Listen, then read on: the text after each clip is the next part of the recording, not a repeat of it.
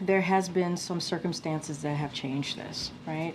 Republicans not letting up, saying they won't stop. They're going to continue to do this. I mentioned the recent Trump appointees of legal enforcement positions, right? That said during the campaign they would have they were out for retribution, and so no reason to not take them for the word. I pointed that there was a sentencing coming up, as you all know. That was well known. I said there are multiple factors here. Not one thing led to this. Multiple factors, and if you look at all of these, it's a combination of reasons why the president wrestled with this over the weekend and made this decision. Now that you've had time, and the president has had time to absorb how the public has responded to this, to think on it further, does he have any concerns about the fact that he had been so declarative and then granted this pardon? It's clearly done, and many Americans understand as a father how he would do that. But does he have concern about his credibility or the impact it might have on future pardons? So, and I will also say, just to bring up Clyburn again, because I think it's important, right? Because you were asking me what we said over the summer. Clyburn spoke to the president 2 weeks ago, and the president, he said, this is Clyburn's words, the president was reticent when he tried to encourage him to pardon Hunter Biden. And I think that is his son, obviously, and I think that's important to note. Look, I would refer you back to the last couple of sentences in the president's statement, and I think it's important here where he talked about wrestling this and wanting to understanding that the American people are fair-minded, and talked about the importance of doing this and thinking about this over the weekend and coming to this decision and how he wrestled with it. And that was, I think, a message directly to the American people. The whole comprehensive statement was something that he wanted to share with the American people. But I think the way he ended his statement actually acknowledges and wanted to be very clear to the American people his own personal thinking about this, and understanding that they would look at this, and he believed they would be fair-minded about it. And this was not easy for the president. It wasn't.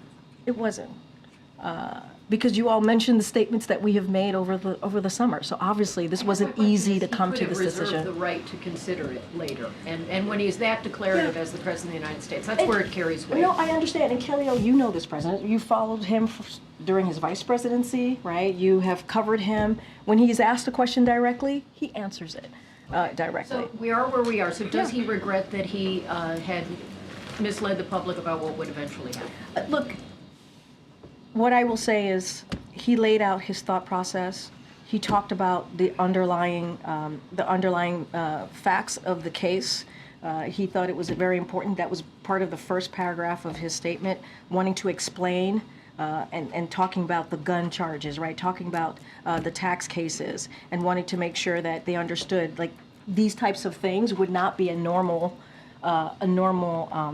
reason to prosecute, right? Virtually no one would be criminally prosecuted with felony offenses with these facts. Whether it's absent aggravated factors, similar charges are rarely brought. When you think about gun charges, the tax cases, such as Hunter's, when taxes are repaid with penalties, are rarely criminally charged. They are handled civilly, and these are the things that the legal experts also agreed with him on, and so he wanted to lay that out for the American people as well. And I, don't have anything else beyond what the president laid out, his thinking in his written statement, in his words. I just don't have anything beyond that. Okay. The president has also faced real swift criticism from members of his own party around this pardon. The Democrats have called it a setback, a mistake, said that they're worried Republicans will use this against Democrats in the future. Has the president felt the need to respond directly to any of his Democratic colleagues around their criticism of this move? So look, what the president is going to focus on, and you've heard us say this, is running through the tape. He's going to focus on the American people. He's going to continue to deliver historic progress every day. That's going to be his focus. And if you think about his legacy more broadly, it includes getting us out of COVID. It includes bringing the economy back. It includes beating Big Pharma. It includes making sure that we had an infrastructure investment that we're able to do in a bipartisan way. We're talking about not just actions that the president has taken that people are going to feel today, but for generations to come. And so that's going to be his focus. I think folks in his party are going to have a lot of thoughts on this, obviously, but there have been, we've heard quotes and support from many elected officials. I just mentioned Jim Clyburn. There was Senator Dick Durbin. He said it's a right given to the president, a power given to him under the Constitution, and Joe Biden is using it in a very humane way. I think Hunter Biden has been exploited for political purposes. It's not the first time. It won't be the last time in American history, but I can certainly understand Joe Biden standing up and saying that he wants to protect his son. Nancy Pelosi, when she was asked about this particular issue, she said, "I support the president." Representative Jasmine Crockett, I think that it was the right move. And there's been others who have, in the Democratic Party, part of the leadership, and others who have supported this president in his decision. Just, though, Yep. when the president is saying that he believed it was a political prosecution, does it make it easier for incoming Trump to also say that he's pardoning January 6 rioters because he believes that those are political Look, I'm prosecutions? not going to get into what the incoming administration is going to do or not do. That's not something that I'm going to speak to. I've been pretty consistent about that since the election. We've been very clear about where we stand on January 6th. And so not going to get into that. But I think, and you all, some of you have reported this, Republicans have been his political opponents in Congress have been very clear about this. The president talks about this again in his own statement about how they took credit for bringing political pressure on the process when it came to Hunter Biden's plea deal. And so they took credit for that when it fell apart. They took credit for that. And they have said they're not going to stop. And so again, I'm not going to point to one particular reason for the president making this decision. There's been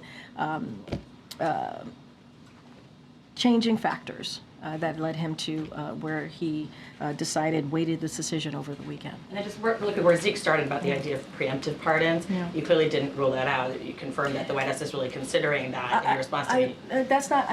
I'm not confirming anything. I'm just saying I'm not going to get ahead of the president on this issue. There's a process. I'm Are not you ruling out the idea of preemptive pardon? What I'm saying is I'm not getting ahead of the president. I'm not. He's going to make announcements on pardons and commutations. That is something every president, historically, presidents do, especially at the end of their term. And so that normally happens around the holiday. So you could expect the president making a decision. What I can talk to and speak to is this particular pardon a couple of days ago of his son and what he's been able to do. I laid out some historic actions that the president has taken when it comes to pardons, when it comes to commutations over the past 4 years, as recently as this past April. I'm not going to get into hypotheticals here. I'm not going to get into the president's thinking. Have people come and asked the president for preemptive pardon because they're worried about potential prosecution? So what I can say is we have administration? seen from advocates, right, who have been very public in lobbying the administration for pardons and clemency, commutations. We've heard from them. You all have seen it. So obviously we've heard them. I'm just not going to get into specifics of what we're going to do, not do. I'm not going to get ahead of the president. And I think you can understand that process that we're going to keep going. Go ahead, Tam. Yeah, thank you. You mentioned that there is a process. I would love if you could spell out exactly how that process is working. Is it in conjunction with the Justice Department, who in the White House is handling it? And then you could answer whether the Hunter one was inside or outside of that process, but let's start with the process. Well, no, I actually answered that question on Monday. The president made the decision on the pardon for Hunter Biden. The White House reached out to the Department of Justice because that has to be filed with the Department of Justice. It was the president's decision. There was no consultation with the Department of Justice. As you know, the president has the right to do this. So that was obviously a very separate process. As it relates to more commutations, more pardons. That process, obviously, the Department of Justice is involved in that.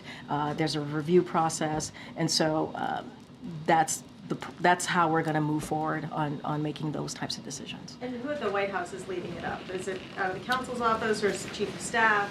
Well, look, obviously, the White House counsel will be part of this process. I just don't have anything beyond that. Click here to subscribe to the Fox News YouTube page to catch our hottest interviews and most compelling analysis. You won't get it anywhere else.